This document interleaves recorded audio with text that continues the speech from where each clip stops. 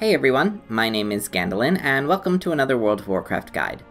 Today I'm going to tell you all about the new Pantheon Trinkets from the Antorus raid.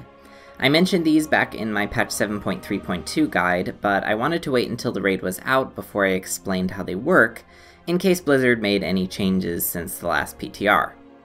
Okay, so what are these thingies? They're a set of trinkets that interact with each other in a very interesting way.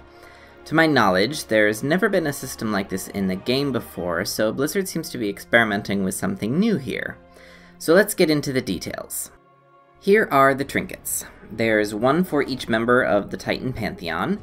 We have Agrimar's Conviction for tanks, Eonar's Compassion for healers, Khaz'goroth's Courage for strength DPS, Golganeth's Vitality for agility DPS, Norgannon's Prowess for caster DPS, and aman'thul's Vision as a wildcard that anyone can use. As you can see, they are all epic trinkets except for aman'thul's, which is a legendary, though it doesn't count towards your cap of 2 Legion legendaries. This means you can have aman'thul's equipped in addition to your 2 class-specific ones. There are only 2 restrictions to using these.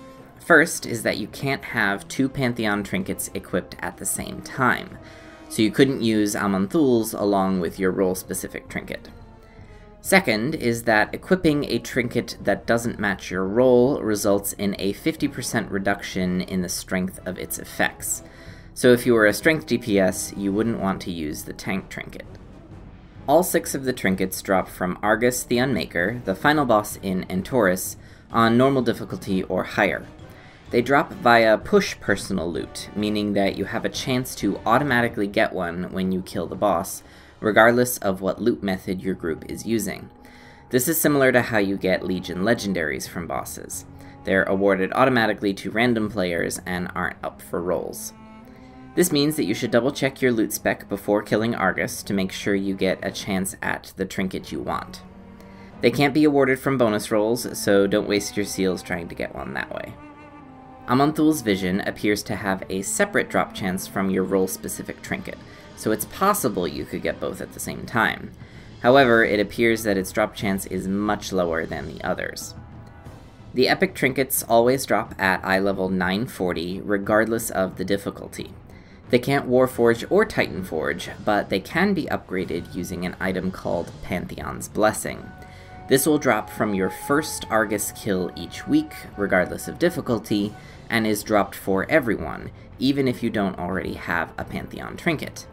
This means that you won't fall behind on the upgrades because you can just stockpile the blessings as you go. It lets you upgrade your epic trinket by 5 item levels to a max of 1000, so you'll need a total of 12, meaning 3 months of Argus kills. Aman'thul's Vision, on the other hand, will always drop at eye level 1000, just like the rest of the Legion legendaries since the opening of Antorus. Now that we've covered what they are and how you get them, let's look at what makes them so special. Each trinket has 2 effects, a primary buff that can trigger anywhere at any time during combat, and a secondary buff that only occurs when you are empowered by the Pantheon, which can only happen inside the Antorus raid and depends on other players in your group. To get empowered, 4 unique primary buffs have to be active and overlapping in your group. This means that 4 people in your group have to have the primary buff from their Pantheon trinket active at the same time without duplicates. So for example, if a tank, a healer, a strength DPS, and a caster DPS all have their primary buffs active at the same time, then those 4 players would become empowered and get their secondary buff. You can't be empowered if you don't have a Pantheon trinket, or if you didn't contribute to the buff chain. You also can't be empowered off of duplicate buffs.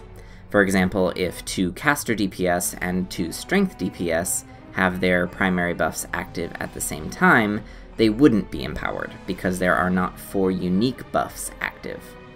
This means that the more people in your group who have trinkets, and the more even the distribution of trinket types, the greater the chance that you'll become empowered.